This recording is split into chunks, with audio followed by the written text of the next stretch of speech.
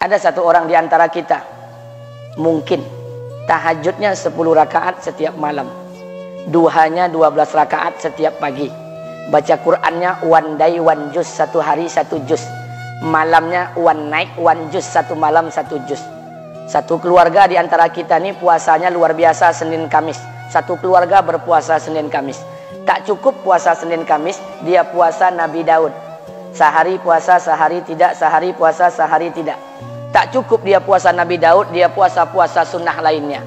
Istrinya nutup aurat dengan sempurna, pakai nikob, pakai cadar, pakai purda, pakai manset, pakai kos kaki. Suaminya 5 waktu ke masjid tak tertinggal takbiratul ula. Anak-anaknya di pondok pesantren hafiz dan hafizah. Tiap pagi berinfak, tak pernah menggunjing orang. Quran terjaga, aurat terjaga, tahajud terjaga, 5 waktu terjaga, duha terjaga, Quran terjaga, puasa terjaga. Sempurna satu keluarga nih, amalnya. Tapi sudah 8 tahun dia tak tengok ayah ibunya. Sudah bertahun-tahun dia tak nyapa kedua orang tuanya. Sudah bertahun-tahun dia tak berhubungan baik dengan ayah ibunya. Sudah berminggu-minggu dia berkelahi dengan ayah ibunya. Sudah berhari-hari dia bermusuhan dengan kedua orang tuanya. Maka anak seperti ini, seluruh amal yang mereka kerjakan tertolak di sisi Allah Subhanahu wa taala, tidak akan diterima Allah. Sebaliknya, kalau ada di antara kita hari ini yang pandai melayani ayah ibunya, tidak ada uang ayah ibu dia kasih uang, tak ada rumah ayah ibu dia buatkan rumah, sakit ayah ibu dia bawa ke rumah sakit, dirawat ayah ibunya dia jaga, kotoran ayah ibunya dia bersihkan pakai tangannya sendiri. Ada di antara kita hari ini yang membersihkan kotoran ayah ibunya lebih dia nikmati daripada makanan yang ia sukai. Begitu luar biasanya dia melayani ayah ibunya. Tapi dia tinggalkan sholat, dia injak-injak perintah Allah, dia tinggalkan perintah Allah dengan mutlak. Maka kebaikan satu orang anak ini kepada ayah ibunya seluruhnya tidak diterima Allah Subhanahu wa taala. Atau jangan-jangan inilah yang menjadi penyebab amal kita tak diterima Allah. Atau jangan-jangan inilah yang menjadi penyebab amal kita tertolak di sisi Allah. Kita sholat juga, kita sujud juga, kita puasa juga, kita ngaji juga, kita dengarkan ceramah juga. Maka oleh karena itu Pak, Bu, ayah kita tuh tinggal di kampung, ayah ibu tinggal di kampung sana. Terkadang ayah ibu kita tak sekolah, SD, SMP, SMA tak tamat. Dia sekolahkan kita SD, SMP, SMA, S1, S2, S3 dengan harapan hidup kita lebih baik daripada keadaan dia sekarang. Tapi apa yang membuat kita jarang untuk menjenguk mereka? Saya ingin sampaikan buat kita bersama. Ayah ibu kita tak tahu kita ni eselon 1, eselon 2, Pak. Ayah ibu kita tak tahu pangkat PNS kita 3A, 3B, 3C, 3D, 4A, 4B, 4C, 4D. Ayah ibu kita tak tahu kita ni public figure. Ayah ibu kita tak tahu dan tak mau tahu. Yang dia tahu kita ni anaknya. Ayah ibu kita tak tahu kita punya sawit berapa. Ayah ibu kita tak butuh mobil kita. Dia tak butuh rumah kita. Tapi yang dia butuhkan kita. Apa yang membuat kita jarang untuk menjenguk mereka? Tahun 2016 di Masjid Damai Langgeng, saya diundang ceramah di sana. Habis pulang ceramah, saya baca WA SMS. Ada seorang ustadz Pekanbaru kirimkan WA dengan saya. Saya baca 2 kali, air mata saya menetes. Kenapa? Karena WA itu berisi cerita satu orang ibu sedang menelpon anaknya. Ibunya nelpon anaknya. Assalamualaikum nak. Waalaikumsalam kata anaknya. Kata ibunya, nak, sudah 1 bulan kau tak tengok ibu. Apa yang membuat engkau berhalangan nak? Apakah kau sibuk dengan pekerjaanmu? Minggu yang kedua ibunya telepon lagi. Assalamualaikum nak. Kata anaknya, waalaikumsalam. Kata ibunya, nak, ibu dapat kabar apa engkau baru beli mobil baru. Apa betul nak? Kata anaknya, betul bu. Kata ibunya, alhamdulillah nak, ibu bangga kau pandai menyenangkan hati anak istrimu. Minggu yang ketiga ibunya telepon lagi. Assalamualaikum nak. Kata anaknya, waalaikumsalam.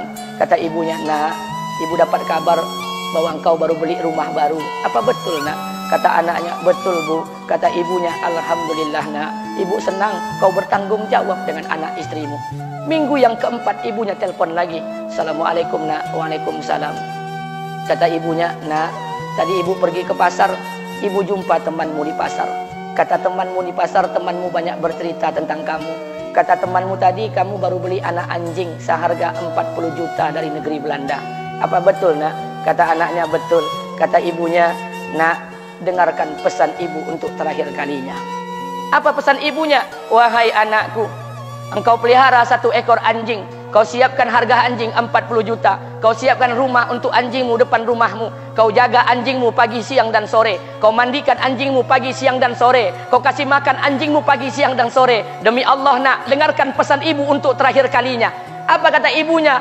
Demi Allah nak, demi Allah, Kalau seandainya Allah menciptakan ibu, kalau seandainya Allah menciptakan ibu untuk yang kedua kali di muka bumi ini, nak, demi Allah, ibu tak ingin terlahir sebagai manusia. Ibu ingin lahir sebagai seekor anjing, biar berada depan rumahmu dan melihat wajahmu setiap hari. Ibu kita tak butuh harta kita, Pak. Dia tak butuh uang kita, dia butuh kita. Apa yang membuat kita jarang untuk menjenguk mereka? Pantas hidup kita tidak berkah, pantas rumah tangga kita tidak sakinah, karena hubungan dengan ayah ibu kita rusak selama ini. Masih ada kesempatan, masih yang jauh telepon, yang dekat kunjungi mereka. Demi Allah, kita butuh keberkahan doa mereka. Yang sudah meninggal, ziarahi kuburnya dan doakan mereka.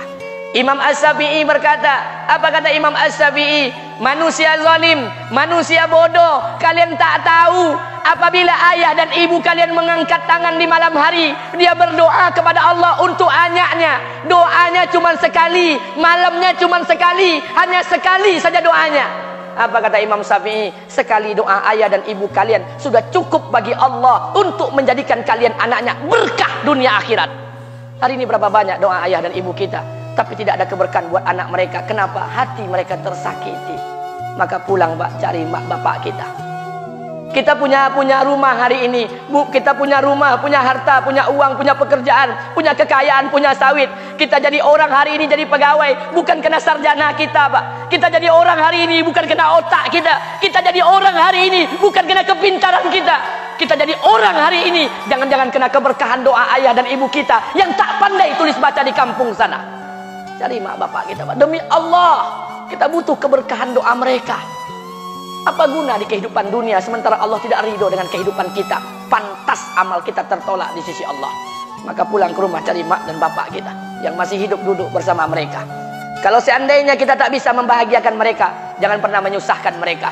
Kalau seandainya kita tak bisa membuat mereka tertawa, jangan pernah membuat mereka menangis. Demi Allah, kita hanya punya satu ayah kandung, kita hanya punya satu ibu kandung. Tidak akan ada ayah kandung yang kedua, tidak akan ada ibu kandung yang kedua. Harta kita cuma satu, ayah kita cuma satu, ibu kita cuma satu. Tidak akan ada ayah kandung yang kedua, tidak akan ada ibu kandung yang kedua.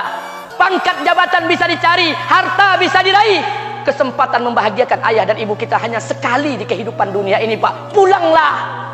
Ketika mereka memanggil, tinggalkan istri, tinggalkan pekerjaan, tinggalkan semua proyek kita. Demi Allah, datangi mereka. Kata Nabi, sesaat kalian duduk bersama ayah dan ibu kalian akan mendatangkan keberkahan. Kenapa kalian tidak duduk bersama mereka? Jangan-jangan inilah yang menjadi penyebab amal-amal kita tertolak di sisi Allah.